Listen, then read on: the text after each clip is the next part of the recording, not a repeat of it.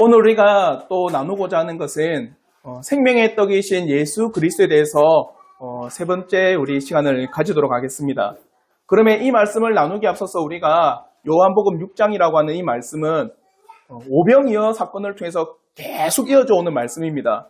그러면 오병이어를 통해서 그 당시의 무리들, 한마디로 남자만 5,000명 정도 되는 사람들이 보리떡 5개와 물고기 2마리를 가지고 모든 사람이 먹고 12바구니를 거둔 그 사건, 그 기적을 통해서 이 무리들은 대단한 것을 목격했습니다.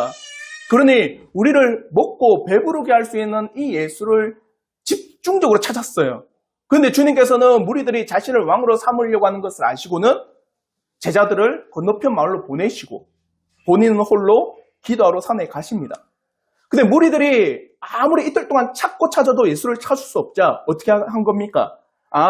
예수께서 제자들을 건너편으로 가라고 하셨기 때문에 본인도 그러면 건너편으로 갔겠구나. 그러면서 건너편까지 찾아와서 무리들은 예수를 왕으로 세우려고 합니다. 그럴 때 주님께서는 그 무리들이 자신을 찾아온 것을 보시고는 뭐라고 합니까? 썩을 양식을 위하여 일하지 말고 영생을 주는 양식을 위하여 일을 하라. 한마디로 너희가 나를 찾고 찾은 것은 먹고 배부른 까닭이다. 과연 이 오병이어가 나타내고 가르치는 그 표적을 보지 않고 먹고 배부르니까 나를 찾고 온 거 아니냐. 그 썩을 양식을 위해서 나를 찾지 말라고 하는 건 뭡니까? 우리가 예수를 찾는다는 그 목적이 과연 이 세상의 그 안락함과 아니면은 내 삶을 윤택하게 하는 그런 하나의 비결? 아니면 하나의 도구? 그와 같이 예수를 단순하게 이 땅의 삶의 현세적인 문제로만 집착하고 보는 것이 제대로 보는 것이 아니라는 겁니다. 과연 우리가 예수라고 하는 이분을 어떻게 보고 있느냐? 이 무리와 같이 현세적인 일에만 집착하여 예수를 본다면 우리는 예수를 제대로 보는 것이 아니라는 겁니다. 과연 우리가 예수를 본다라고 하는 것은 과연 그 예수 안에 있는 무엇을 보는 겁니까? 영생이에요, 영생. 나의 죄사함과 우리의 죄의 이 비참함을 해결할 수 있는 유일한 분이 누구라는 겁니까? 이 바로 예수라고 하는 이분이라는 거예요. 그러니까 우리는 그렇게 예수를 보지 않으면은 끊임없이 우리도 이 무리와 같이 예수를 통해서 뭘 집착할까요? 이 현세적인 삶만을 집착합니다. 내 삶을 성공시켜 주겠지. 아니면은 내 삶을 윤택하게 해주겠지. 그 목적으로 보는 거는 이 무리와 똑같이 보는 겁니다. 그러면 주님께서는 그 표적을 보고 온 게 아니라 썩을 양식을 보고 온 이 무리들에게 정말 하나님의 일을 보고 목격하라고 합니다. 그럼 이제 무리들은 또다시 요구합니다. 과연 당신을 믿을 수 있도록 우리에게 또한 뭘 보여달랍니까? 표적을 다시 보여주십시오. 정말 이거 어리석은 질문입니다. 보십시오. 오병이어는 예수 그리스도의 공생의 2년차, 이제 3년차 들어갈 때쯤에 이루어진 놀라운 표적이에요. 그러니까 이 무리들과 유대인들에게 2년 동안 예수님께서는 얼마나 많은 표적을 보여주셨습니까? 수많은 기적과 표적과 가르침과 교훈과 그와 더불어서 율법이 뭔지를 끊임없이 교훈하시고 가르치심에 불구하고 또다시 무리는 뭘 보여달랍니까? 표적을 보여주십시오. 그 전까지의 표적은 별로 자기들에게 감흥이 안 온다라는 겁니다. 또 무리들이 원한 게 뭡니까? 그 표적을 보여주시되 어떤 표적? 만나와 같은 표적. 한마디로 오병이어의 표적은 우리 조상들이 40년 동안 먹었던 이 만나의 표적과는 비견되지 않는 표적이다. 오병이어는 하루만 먹었지만 만나는 며칠 동안 40년 동안 광야에서 먹지 않았느냐. 이런 만나와 같은 표적을 보여주십시오. 그자 예수님은 단칼에 말씀하십니다. 만나와 같은 표적? 그게 뭡니까? 하늘에서 온 내가 바로 참떡이다. 나를 보는 자고 나를 믿는 자는 영생을 얻을 것이다. 한마디로 예수 그리스도의 가르침에 이들은 때로는 무시하고 때로는 그에 대해서 싫어합니다. 한마디로 보십시오. 예수 그리스도가 지금까지 가르쳤던 수많은 가르침에 이 무리들은 또 뭡니까? 그거 말고 또 다른 걸 보여달랍니다. 그렇게 믿지 않는 이 무리들의 모습에서 과연 예수 그리스도의 그 가르침이 헛되냐? 생각해 보십시오. 여러분이 어떤 강의나 아니면 어떤 일에 대해서 아니면 어떤 그 수업이나 그 수많은 세미나에서 그 강연자가 하는 말을 별로 신통치 않다. 별로 대단하지 않다면서 다 떠나면은 많은 사람들이 그 강연에서 선포되는 그 놀라운 사실들이 와닿지가 않습니다. 무리들이 지금 그런 거예요. 그러면 과연 예수 그리스도의 그 가르침이 헛되고 예수 그리스도의 그 가르침이 별로 쓸데없는 가르침이냐? 그러면 주님은 분명히 말씀하십니다. 뭐랍니까? 아버지께서 나에게 보낸 자는 반드시 나에게 올 것이고 나를 믿고 뭐 한다는 겁니까? 영생을 얻을 것이다. 결코 쓸데없는 가르침이 아니다. 너희들이 믿지 못하는 것은 뭡니까? 아버지께서 내게 보낸 자가 아니라는 거예요. 그러면 예수 그리스도께서는 이 땅에 하나님의 뜻을 행하기 위해 왔다. 보십시오. 예수 그리스도를 누가 보낸 겁니까? 하나님 아버지께서 보내셨다. 그러면 예수는 누구의 일을 하는 겁니까? 하나님 아버지의 일을 하는 것이다. 그러면 하나님의 아버지의 일은 뭐냐? 예수를 보내서 택하신 자를 부르시고 그들에게 뭘 주기 위해서? 영생을 주기 위해서 예수를 보냈다는 거예요. 그럼 우리는 분명하게 예수를 바라봐야 될 그 핵심의 상을 깨닫습니다.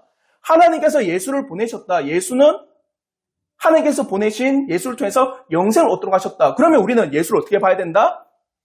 우리에게 영생을 주시는 분으로 봐야 돼요. 그게 하나님의 뜻이고 하나님의 일을 하는 겁니다. 아시겠죠?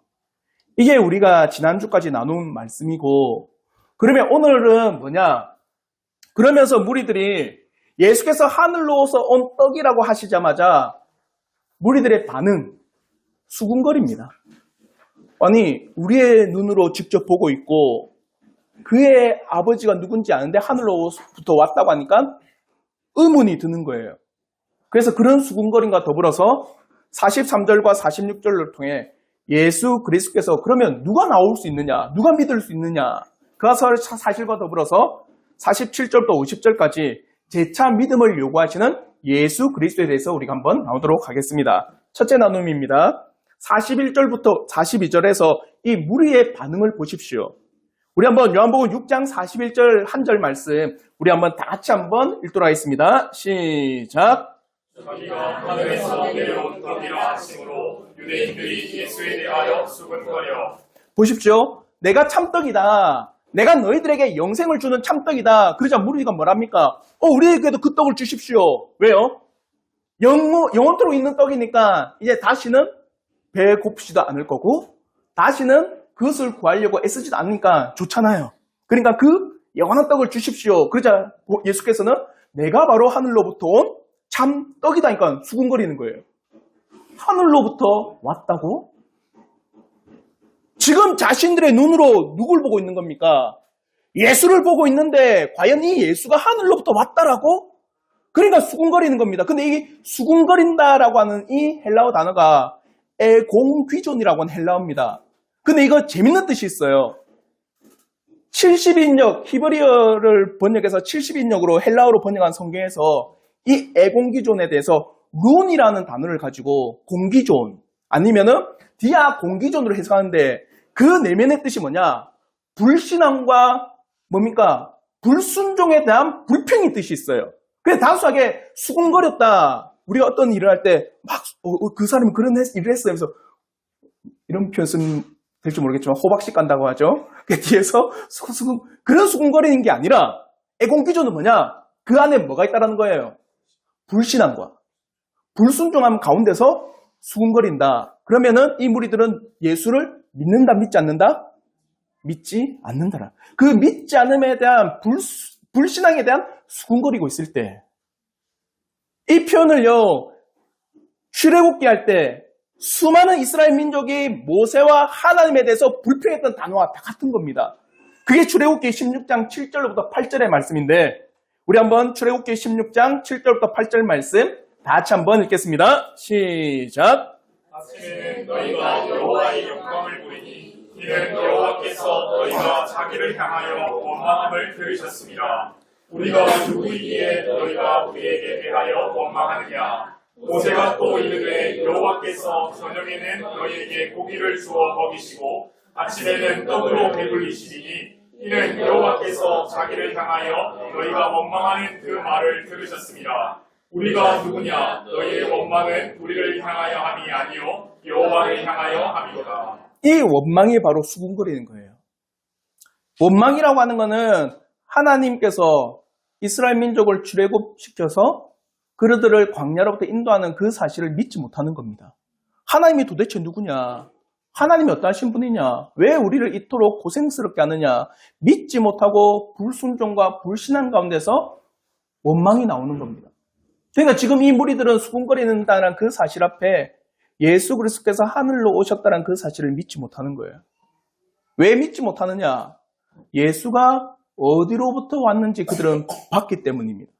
그게 바로 42절의 말씀입니다. 우리 한번 요한복음 6장 42절의 말씀 우리 한번 다 같이 한번 읽겠습니다. 시작.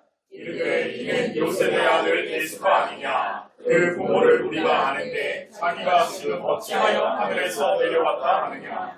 예수는 누구의 아들이다? 요셉의 아들이다. 아니 요셉으로부터 나왔고 요셉의 자손이고 요셉으로부터 이가 태어난 것을 우리가 봤는데 어떻게 해서 자신이 하늘로부터 왔냐고 하면서 그러니까 믿지 못하는 불신앙과 불순종이 가득한 거예요. 자신들의 눈으로는 직접 이 예수라고 하는 이 사람의 출생, 이 사람의 배경이 과연 요셉으로부터 나온 사람인 걸 아는데 어떻게 해서 하늘로부터 왔냐라고 이야기를 하는 겁니다. 또 다르게 불신앙과 불순종이 뭐냐? 보십시오. 오병이어를 통해서 이들에게는 놀라운 표적을 본 거잖아요. 놀라운 기적을 본 겁니다. 과연 이가 그렇게 우리를 그 환경이나 그런 삶에서 윤택하게 할 수 있는 능력이 있다면 지금 예수 앞에 나왔을 때는 그것을 바라고 나왔겠죠. 근데 뭐라고 하는 겁니까? 실제로는 그것을 주지 않고 뭘 준 겁니까? 내가 바로 영원한 떡, 영생의 떡이라는 그 말씀하니까 우리가 바란 거는 그게 아니라는 거예요. 우리가 바란 건 이 땅에서 배도 곪지 않고 우리가 사회적으로나 정치적으로나 문화적으로나 뛰어난 환경, 그걸 열어줄 수 있는 능력을 우리가 바랬는데 당신이 하는 말은 뭐라고 하는 겁니까? 내가 참떡, 하늘로부터 온 참떡이기 때문에 나를 통해서 영생을 얻는다라고 하니까 우리는 그것을 바란 게 아닙니다. 그러니 예수에 대해서 수군거리고 불신앙과 불순종으로 예수를 바라본 거예요. 사랑하는 성도 여러분, 이 사실이 우리는 예외라고 할 수 있을까요? 이러한 사실은 오늘날 우리에게도 가능한 일입니다. 과연 우리의 눈으로 보고 우리의 눈으로 보지 않는 가운데 어떤 것이 더 확실할까요? 보는 것과 보지 않는 것, 뭐가 더 여러분에게 확실히 와닿습니까? 보이는 거죠. 보이는 것이 나에게 확실히 와닿고 보이는 것이 나에게 더 감흥이 되고 보이는 것이 나에게 더 뚜렷하게 남는 거예요. 보이지 않는 거에 대해서는 우리는요, 어떻게 합니까? 때로는 의심하기도 하고 의문을 가지기도 하고 보이지 않으니까 때로는 그에 대해서 명확하고 확실하다는 사실에 대해서 물음표를 답니다. 왜요? 보이지 않으니까. 다른 말로 해서 그러면 과연 예수라고 하는 이분이 하늘로부터 온 우리에게 영생을 주는 분이라는 사실에 대해서 여러분 봅니까? 아니면 예수를 통해서 우리가 구원을 얻고 죄사함 가운데서 하나님 나라의 백성이 됐다는 사실이 여러분 눈에 보여요? 과연 그 사실을 누가 믿을 수 있을까요? 과연 보이지 않는 그 사실에 대해서, 보이지 않는 참된 진리에 대해서 과연 어떠한 자가 참입니다. 그것이 진리입니다. 그것이 명백한 사실입니다라고 고백할 수 있을까? 무리들은 어찌 보면 합당한 걸 이야기하고 있는 겁니다. 아, 예수요. 당신의 아버지는 요셉이다. 요셉은 우리의 눈으로 직접 본 분이고 당신도 요셉을 통해서 양육을 받았고 요셉을 통해서 자라났고 요셉을 통해서 어떻게 해요? 키움을 받지 않았느냐? 근데 어떻게 하늘로부터 왔다라고 하느냐? 과연 이 사실을 누가 믿을 수 있느냐라는 거예요. 누가 믿을 수 있을까요? 우리조차도 눈에 보이지 아니하는 그 일에 대해서는 명확한 믿음을 가지고 맞습니다, 참입니다라고 하는 사실보다는 과연 그렇습니까? 라는 단어를 더 많이 택하잖아요. 특히 물론 재판에서 제일 중요한 게 뭡니까? 우리나라의 재판은 증거 중심주의예요. 증거가 있느냐? 그게 뭡니까? 확실한 사실에 근거하고 확실한 사실을 우리에게 밑바탕이 되고 확실한 사실을 우리에게 비출 수 있는 확실한 증거를 들이대라는 거예요. 여러분이 예수를 믿음으로 말미암아 하나님 나라의 내 백성이 되었다. 내가 예수를 믿음으로 말미암아 내 죄가 사함을 받았다. 내가 예수를 믿음으로 말미암아 내 모든 죄가 가림을 받았다라는 확실한 증거와 증명과 사실을 대보십시오.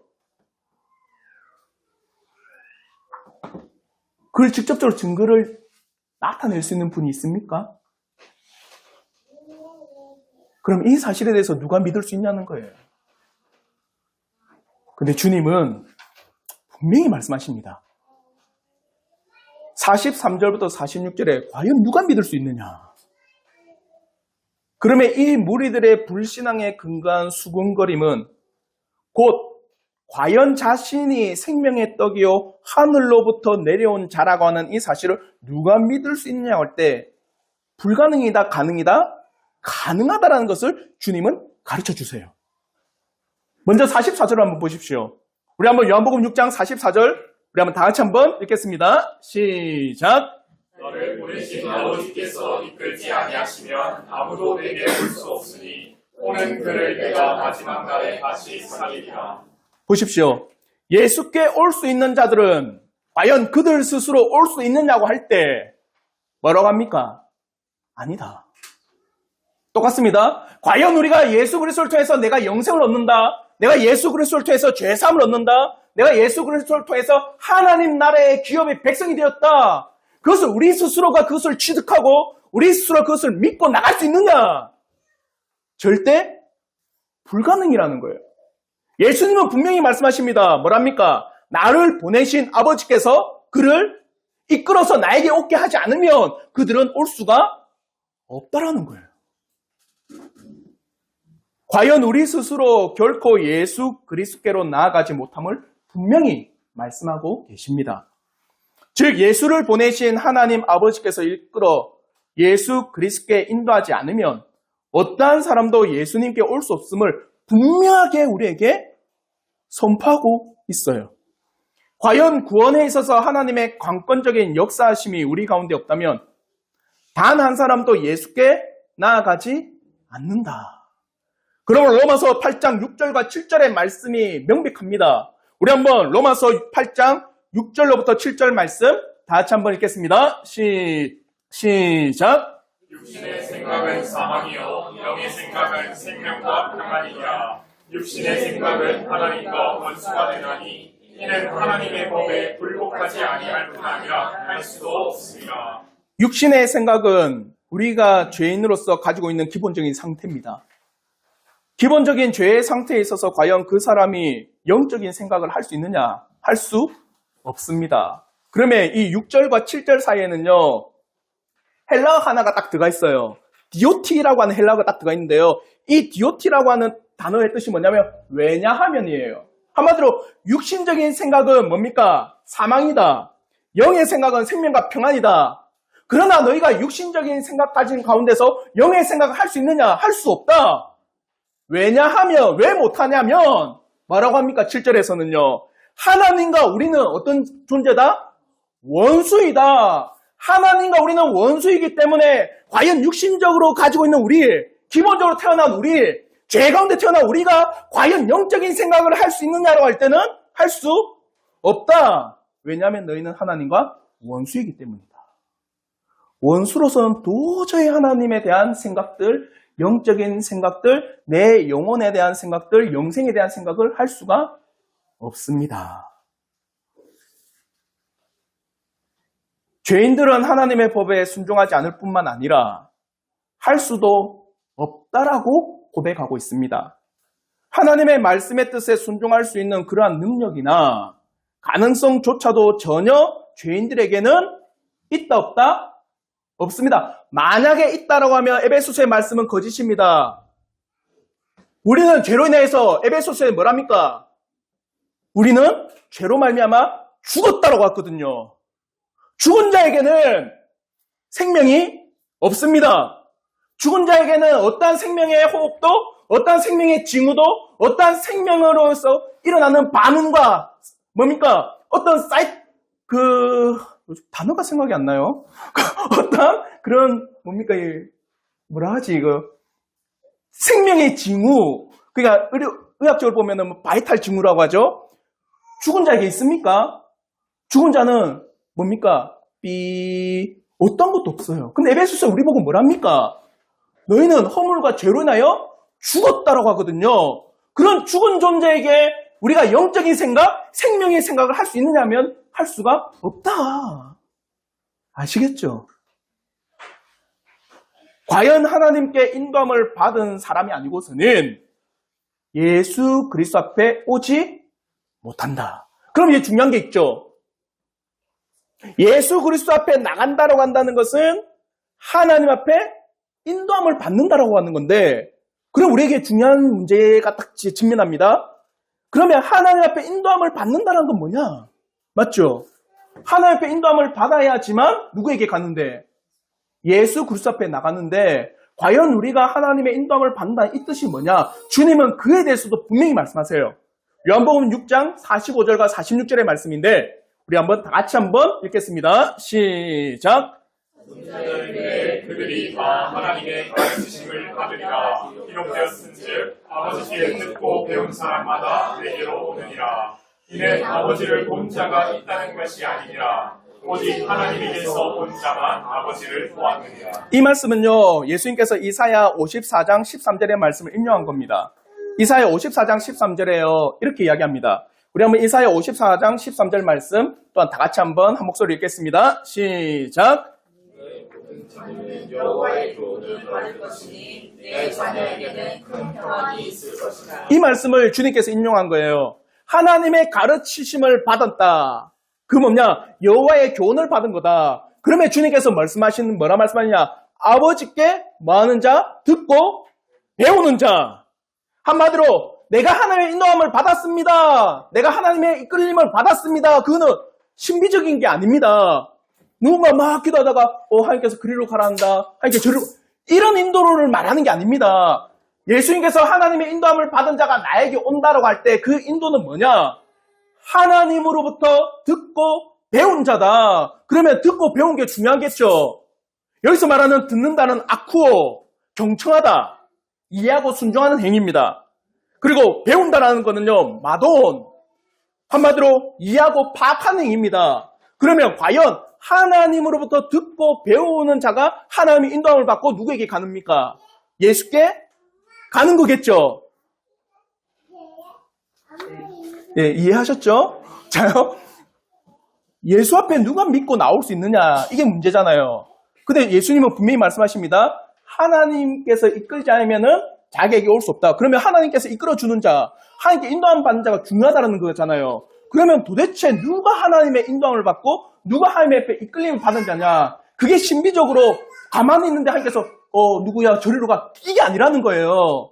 누구냐면 하나님 앞에 듣고 배운 자라고 하면 듣고 배운 게 뭘까요? 복음입니다. 복음의 강설과 복음의 말씀과 하나님의 진리의 말씀을 듣고 경청하고, 아, 그게 맞구나. 아, 이게 정말 참이구나. 진리구나.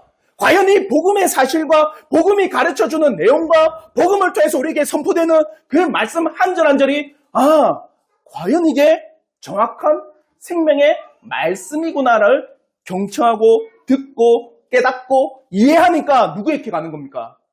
그 복음의 핵심인 예수께 나가는 거예요. 아시겠죠? 이렇게 하나님께서 인도하는 자들은 곧 하나님께서 보내신 자들을 통해서 복음의 말씀, 복음의 진리를 경청하고 경청한 가운데 이해하고 습득하여 순종하는 가운데 예수 앞에 나가 하나님의 진리의 말씀을 깨달아 나가요. 그러면 칼빈은요, 이 구절에 대해서 이렇게 이야기합니다. 칼빈 선생은요, 이 구절에 대해서 요 네모난 박스 있죠? 우리 한번 네모난 박스 다 같이 한번 한 목소리로 읽겠습니다. 시작. 사도의 교도들이 꿈꾸고 있는 자유의지의 전 기능은 이 두 문구에 의해서 완전히 붕괴되고 무력해진다. 아버지께서 우리를 이끌 때에만 그리스도에게 나갈 수 있다면 믿음의 시작도 준비도 우리 안에 있는 것이 아니기 때문이다. 가톨릭 교도들이 꿈꾸고 있는 자유의지가 다 박살나버립니다. 오늘날 수많은 이상한 사상 가운데 우리 스스로가 하나님을 찾을 수 있습니다. 우리 스스로가 하나님 앞에 구원을 쟁취할 수 있습니다. 내 노력과 내 공로와 내 의지와 나의 무수한 사상을 가지고 누구를 찾을 수 있다? 하나님을 찾을 수 있다라는 그 수많은 오류적인 사상을 칼빈 선생은 이 구절을 통해서 완전히 박살나 버립니다. 하나님께서 이끌어 주지 않으면, 하나님께서 인도하지 않으면 어떠한 자도 하나님 앞에 갈 수가 없는 거다. 믿음의 시작도 그 준비도 누구 안에 있다? 하나님 안에 있습니다. 하나님께서 이끌어 주는 자는 과연 하나님께서 보내신 자를 통해서 복음의 강서를 듣고 그 복음이 가르쳐주는 바 누구? 핵심적인 예수 그리스도를 바라보게 하시고 그 예수 그리스도를 바라본 가운데 이들은요 누구에게 갑니까? 예수 그리스도 앞에 나가는 겁니다. 왜요? 예수 안에 뭐가 있기 때문에? 영생이 있기 때문에. 그러니까 하나님께 이끌림 받았다라는 것은요 내용도 없는 게 아닙니다. 사실이 없는 게 아니에요. 하나님께 인도함을 받았다라는 것은 그 가운데는 복음의 명확한 사실과 근거와 명확한 교리와 진리가 있다는 거예요. 그 명확한 사실 가운데서 과연 이게 진짜구나 그걸 깨닫는 가운데 예수 앞에 나와 뭘 얻는다? 영생을 얻습니다. 과연 우리의 육신의 눈으로 보지 못한 예수 그리스도를 누가 믿고 누가 따르고 누가 쫓고 갈망하고 소망하고 나갈 수 있습니까? 바로 하나님께서 택하신 자들이 복음의 강설과 복음의 진리를 전하신 자들을 통해서 듣고 들은 것을 이해하고 깨닫게 해주시는 성령 하나님으로 말미암아 확실한 믿음 가운데 예수 그리스도께 나갈 수가 있습니다. 절대로 우리의 이성과 자유의지를 가지고 나갈 수 있는 문제가 아닙니다. 그러니 이제 주님께서 그 무리들에게 분명히 선포하는 게 있어요. 뭐가 중요할까요? 믿음이에요, 믿음. 과연 너희들이 나를 육신의 눈으로 보고서 믿지 못하는 그 불신앙을 벗어버리고 과연 내가 하늘로부터 온 참 생명의 떡임을 믿어야 된다. 그게 바로 뭡니까? 47절부터 50절의 말씀입니다. 그러면 우리 마지막으로 세 번째 나눔인데 47절부터 50절 통해서 재차 믿음을 요구하시는 예수 그리스도에 대해서 우리가 한번 나누도록 할게요. 먼저 우리 47절 말씀 우리 한번 다 같이 한번 읽겠습니다. 시작. 진실로 진실로 너희에게 이르노니 믿는 자는 영생을 가졌나니. 여기서 진실로라고 하는 건요 헬라어 아멘 아멘입니다. 한마디 주님께서 이렇게 두 번에 걸쳐서 언급하고 있는 것은 그 이후에 나올 것이 매우 중요하다라는 거예요. 진실로 너에게 중요한 게 뭐냐면 믿음이다. 자, 여기서 또 중요한 게 있습니다. 오늘날 믿는다로 갈 때 참 어떻게 합니까? 많이 들어보셨을 거예요. 어떻게 예수를 믿을 수 있습니까? 라면 뭐라고 해요? 시간 지나면 다 자동적으로 믿게 되어 있어. 오래 계속 교회를 다니다 보면 저절로 믿음이 생겨. 과연 내가 무엇을 믿어야 될 그 내용도 없는데 과연 우리에게 믿음이라고 하는 것이 마음에 새겨진다? 칼빈 선생은 그걸 뭐라고 합니까? 기독교 강요에서 그럼 내가 무엇을 믿어야 될지를 모르고 믿는다라고 고백하는 그 자들은 다 맹신이다. 주님은 그러면 진실로 너희에게 중요하다. 나를 믿으라. 그리고 끝이었을까요? 그럼 우리의 믿음의 내용도 없겠죠.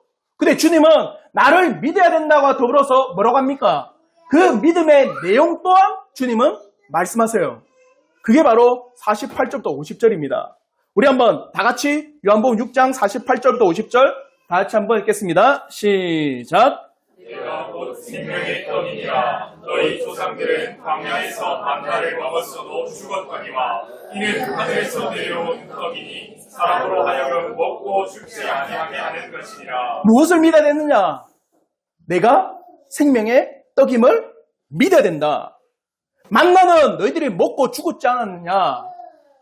그러나 하늘로부터 내려온 이 산떡은 사람으로 하여금 먹고 어떻게 한다? 죽지 아니하게 한다는 이 사실을 너희는 믿어야 된다는 거예요.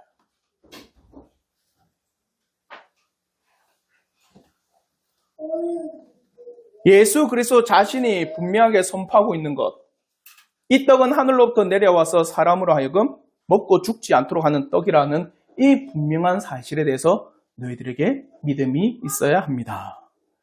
그 외에 우리에게 영생을 허락하는 길이 없습니다. 길이 없는 외길이기에 이 길 외에 다른 길로 갈 수가 없습니다. 다른 길을 찾을 수도 없습니다. 과연 예수 그리스도를 믿지 않는다고 하면 어떠한 길을 통해서 우리가 영생과 참 하나님 나라의 백성으로 위대한 은혜를 소유할 수 있는 길은 절대 없습니다. 무엇을 믿어야 됩니까? 내가 바로 너희들에게 영생을 주는 참 생명의 떡임을 믿어야 한다. 과연 만나는 너희들이 먹고도 죽었지만 나를 통해서 먹는 이 양식은 결코 너희들에게 죽음을 허락하지 않는 영생을 주는 참떡임을 너희는 믿고 고백을 해야 합니다. 오늘날 우리가 소위 말하는 아무것도 믿음의 내용도 없는 그 믿음을 말하는 게 아닙니다. 하나님을 내가 믿는다라고 하는 것, 내가 우리 주 예수 그리스도를 믿는다라고 하는 것은요, 반드시 그 믿음에 대한 내용과 사실들이 들어가는 겁니다. 그러니 칼빈이 기독교 강요를 통해서 끊임없이 외치는 게 뭡니까? 제1권, 하나님을 아는 지식. 하나님을 어떻게 알 수 있을까? 웨스민스터 대여림문과 소유림문도 마찬가지입니다. 인간의 맨 끝에 남는 게 뭡니까? 맨 끝에 남는 게 뭡니까? 하나님을 영원토록 즐거워하며 그를 하나님을 영화롭게 하며 영원토록 그를 즐거워하는 것이 맨 끝에 남습니다. 그러면 내가 하나님을 어떻게 영화롭게 하며 어떻게 즐거워할 수 있습니까? 그러면 누굴 알아야 돼요? 하나님을 알아야 됩니다. 그 하나님을 어떻게 알 수 있습니까? 일반적으로 자연을 통해서 우리에게 계시하시지만 그것을 우리가 온전히 알 수가 없습니다. 왜요? 우리는 죄 가운데 가려져 버렸기 때문에 하나님께서 아무리 이 땅에 계시하셔도 우리는 죄인으로서 그것을 온전히 보고 깨달을 수가 없습니다. 그러니 특별하게 하나님이 어떠신 분인지 우리에게 알려주시고 깨닫게 하여주시고 보게 하신 게 있습니다. 뭡니까? 성경, 말씀을 통해서 우리는 하나님을 명확하게 깨달을 수 있습니다. 계시하신 대로. 그러면서 그 말씀에서 말씀하는 삼위일체 하나님과 더불어서 하나님의 창조의 섭리과 더불어서 우리는 죄인임을 깨닫고 과연 이 죄에서 우리가 어떻게 해방되고 노임을 받을 수 있느냐. 그래서 칼빈은 제2권에서 뭐라고 합니까? 예수를 아는 지식. 과연 그 예수가 어떠한 분이냐. 웨스민스터 대여림문답에서 뭡니까? 우리의 중보자는 누구입니까? 우리의 중보자는 바로 예수 그리스도시요. 그가 낮아지심과 높아지심을 통해서 우리의 중보의 사역을 완성하셨습니다. 이 사실을 너희가 믿느냐? 아시겠죠? 우리 애들의 한계가 이제 다다랐습니다. 이제 우리 자녀들의 한계가 이제 그게 달하기 시작했습니다. 이거 마치라는 신호. 우리 애들의. 그러니까 보십시오. 우리가 두 번째 나눔할 때도 하나님 앞에 인도함을 받는다라는 것도 내용이 없는 게 아니에요. 바로 그 복음의 말씀과 강설과 사실의 입각하에 내가 하나님을 깨닫고 인도함을 받는 거고, 믿음이라는 것도 마찬가지입니다. 믿음이라는 것도 어떤 내용이 없는 게 아니에요. 과연 내가 무엇을 믿고 있느냐, 그 믿음을 통해서 내가 무엇을 고백하고 있느냐. 그러므로서 성경이 말씀하시는 바대로 하나님과 더불어서 우리의 죄인됨과 우리의 죄를 해결할 수 있는 유일한 길인 예수 그리스도가 어떠하신 분인지를 내가 듣고 배우고 습득한 가운데 어떻게 하는 겁니까? 믿음을 고백하는 거예요. 그게 우리에게 영생을 주는 길입니다. 지금 주님이 그걸 말씀하고 계세요. 자, 이제 이걸 통해서 우리가 교훈을 얻도록 할게요. 여러분 꼭 기억하십시오. 여러분의 육신의 그 관점으로만 예수를 봐서는 안 돼요. 여러분의 육신의 관점으로 예수를 보잖아요. 그러면 이 예수라고 하는 이분을 우리는 이 무리와 같이 우리의 그 삶의 기회, 아니면 이 땅의 삶의 현세적인 삶을 중점적으로만 예수를 본다라는 거예요. 그러면 다른 말로 우리가 끝까지 지금까지 나눴던 게 뭡니까? 그러면 현세적인 삶에만 예수의 목적이 있다면 우리가 예수를 믿어도 그렇게 크게 성공한 모습은 잘 없습니다. 맞죠? 다 성공하셨어요? 나는 더 어렵던데? 엄청 고난도 많았고, 예수를 믿는다고 내 삶이 형통해지고, 예수를 믿는다고 내 삶이 엄청나게 획기적으로 바뀌고 그러진 않습니다. 더 내 육신의 정욕을 쳐야 되고, 그 말씀 앞에 내 삶을 끊임없이 뜯어 고쳐야 되는 게 쉽지 않잖아요. 그 때로는 예수를 믿을 때 우리에게는 고난이 찾아오면, 보십시오. 예수를 단지 우리의 이 땅의 삶의 목적만 보면 그렇게 고난이 찾아올 때 뭘 버리는 줄 아세요? 예수 버립니다. 확실해요. 그래, 이 무리와 같이 단지 이 예수를 이 현세적인 삶에만 목적을 두고 바라보면 수군거리게 돼 있어요. 우리가 그런 꼴이 납니다. 사랑하는 성도 여러분, 예수는 우리의 죄를 위해서 그의 육신을 입고 이 땅의 죄사함을 위해서 오신 우리의 유일한 중보자가 되십니다. 이 믿음의 눈으로 예수를 바라보시길 전 진심으로 바라요. 그러므로 요한일서 2장 15절부터 16절의 말씀을 보십시오. 우리 한번 요한일서 2장 15절과 16절 말씀 우리 한번 다 같이 한번 읽겠습니다. 시작. 이 세상이나 세상에 있는 것들을 사랑하지 말라. 누구든지 세상을 사랑하면 아버지의 사랑이 그 안에 있지 아니하니 이는 세상에 있는 모든 것이 육신의 정욕과 안목의 정욕과 이생의 자랑이니 다 아버지께로부터 온 것이 아니요 세상으로부터 온 것이라. 보십시오. 예수를 그렇게 바라볼 때 오는 문제점이 있는 반면에 또 이 세상을 바라볼 때 오는 문제점도 말합니다. 보는 것이 문제가 아니에요. 우리는 다 봅니다. 맞죠? 안 보고는 살 수 없습니다. 근데 보는 걸 통해서 들어오는 게 문제입니다. 보는 걸 통해서 뭐가 들어옵니까? 육신의 정욕과 안목의 정욕과 이생의 자랑이 들어와요. 그러니까 그런 보는 걸 통해서 들어오는 이 세상적인 사상들이 오니까 결국에는 이 뭐와 부딪히는 거예요? 신앙과 진리와 믿음과 충돌하게 됩니다. 그러니까 예수 그리스도를 단순하게 이 세상적인 목적으로 딱 삼아버리면 이런 충돌이 딱 오게 되면은 뭘 버려버리는 거예요? 예수를 버려버립니다. 그러니까 두 번째 우리가 육신적인 생각으로만 예수를 볼 때는요, 복음은요, 귀한 걸까요? 아니면 하찮은 걸까요? 하찮게 여깁니다. 이게 사소한 문제이겠습니까? 단순하게 복음을 하찮고 쓸데없고 때로는 복음을 혐오하게 합니다.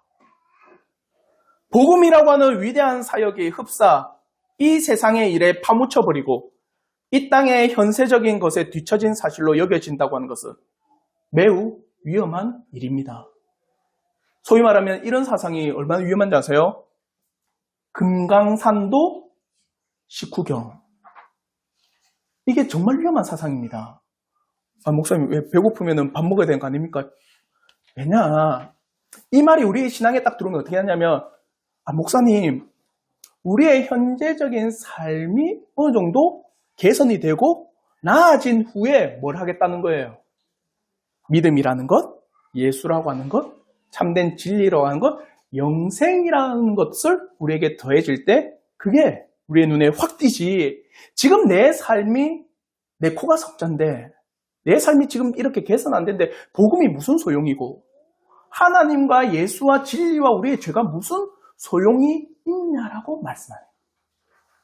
근데 이거는 주님도 시험을 겪으셨어요. 공생의 사역을 하기에 앞서서 사탄을 통해서 시험을 겪었습니다. 첫 번째 시험 뭡니까? 돌이 떡덩이가 되게 하라. 잘 생각해 보십시오. 이게 주님 앞에 시험이 됩니까? 무리를 걸으시고 물을 포도주로 만드시는 분이 돌이 떡덩이가 되게 하는 거는 쉬운 일이에요. 맞죠? 내가 할 수 있는 능력이 있는데 그게 시험이 됩니까? 근데 왜 사탄은 이 시험을 들고 왔을까요? 주님은 이 시험 후에 뭘 하고 있습니까? 이제 뭘 앞두고 있습니까? 공생애. 한마디로 하나님 나라의 복음의 일을 앞두고 있는데 사탄이 딱 들고 온 게 돌이 떡덩이가 되게 하라. 뭡니까? 당신이 지금 하나님 나라를 전함에 있어서 그게 우선이 아니다. 당신의 하나님 나라를 전함에 있어서 가장 큰 우선은 뭐냐? 지금 이스라엘이라고 이 나라, 이 유대민족의 이 나라가 지금 어떤 형편에 처했는지를 알아라. 그냥 그 형편이 나아지고 개선되어지고 좀 더 원활하고 윤택한 삶이 된 후에 뭐라는 거예요? 복음이라는 거 있다는 거예요. 근데 주님은 분명히 말씀하십니다. 뭐랍니까? 사람이 떡으로만 살 것이 아니요 하나님의 말씀으로 사는 거다.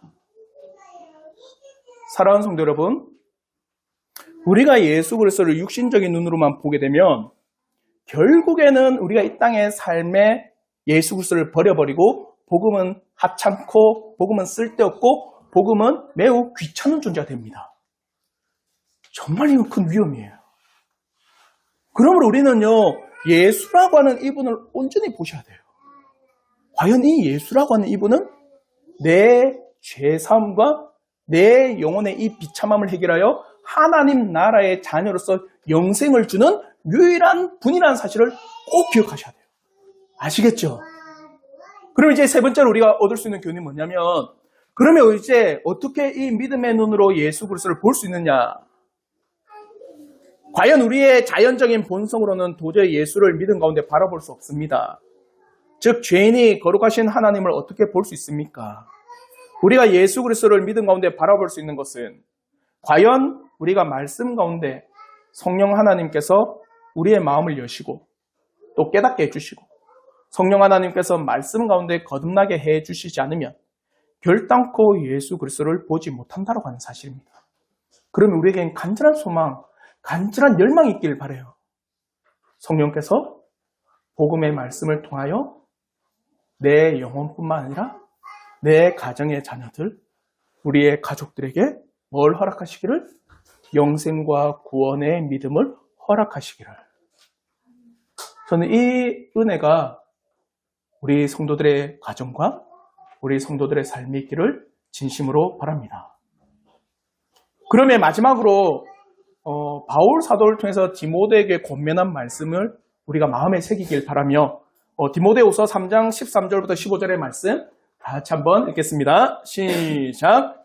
악한 사람들과 속이는 자들은 더욱 악하여져서 속이기도 하고 속이기도 하나니 그러나 너는 배우고 확실한 일에 거하라. 너는 내가 누구에게서 배운 것을 알며 또 어려서부터 성경을 알았나니 성경은 능히 너로 하여금 그리스도 예수 안에 있는 믿음으로 말미암아 구원에 이르는 지혜가 있게 하느니라. 참 재밌는 말을 합니다. 바울이 디모데에게 권면한 말씀이 악한 사람들과 속이는 자들은 더욱 악하여진다. 다른 말로 해서 세상은 세상 나름대로 그 세상의 법칙과 세상의 사상과 세상의 삶의 원리 가운데 끊임없이 살아간다. 그렇게 살아가고 변화되고 바뀌는 그런 현실 가운데서 너도 나도 그래야 되는 거 아니냐? 소위 말해 오늘 우리 한국 사회에 보십시오. 벼락거지라는 말이 어느 순간인가 튀어나와 버렸습니다. 무슨 말인지 알죠? 우리 성도들은 전혀 뉴스도 잘 안 보고 벼락거지가 뭐냐면 옆에 있는 사람은 비트코인이니 주식이니 하면서 돈을요 계속 불어가는데 나는 그에 관심도 없고 별로 그런 데 소용이 없으니까 가만히 너 혼자 뭐가 된다는 거예요? 벼락거지가 된다라는 거예요. 세상은요 끊임없이 자기들의 삶과 뭡니까? 자신의 생활의 법칙과 자신의 생활의 방식대로 끊임없이 변화무쌍하게 살아갑니다. 너는 그것에 창념하지 말고 뭐라고 합니까? 디모데에게 하나님의 말씀에 너는 거하라. 네가 어려서부터 배운 그 성경의 말씀에 너는 창념해라. 그 성경의 말씀에 너는 집중하여서 그 성경의 말씀 가운데 너는 살아가라. 사랑하는 성도 여러분, 저는 우리 성도들이 그래 되기를 진심으로 바랍니다. 세상의 변화에 우리가 휩쓸려가지고 세상의 변화만큼 우리도 변합시다. 하나님의 말씀에 깊이 유의하십시오. 하나님의 말씀에 깊이 창념하십시오. 우리가 배운 바 참된 믿음의 교리, 참된 성경의 진리 가운데 늘 거하기를 힘쓰십시오. 그리고 기도하십시오. 성령께서 그 말씀과 진리 가운데 우리 가정과 내 자녀와 우리 영혼에 하나님의 참된 믿음의 구원의 은혜가 있기를 늘 끊임없이 기도하며 나가기를 진심으로 바랍니다. 오늘 이 말씀을 통해서 우리는요, 과연 이 무리들이 어떻게 예수를 보고 있느냐. 그래서 불신앙과 불순종 가운데서 수군거리는 이 모습, 과연 이거 우리가 되지 않기를, 과연 내 모습이 되지 않기를, 과연 나는 예수를 어떻게 보고 있느냐를 다시 한번 돌아보고, 과연 이 예수라고 하는 이분이 과연 내 영혼의 구원과 나에게 영생을 주는 유일한 길임을 알고 더욱더 그 말씀에 근거하여서 예수를 끊임없이 바라보시는 우리 성도들 되기를 주님의 이름으로 축원합니다. 아멘. 기도하겠습니다.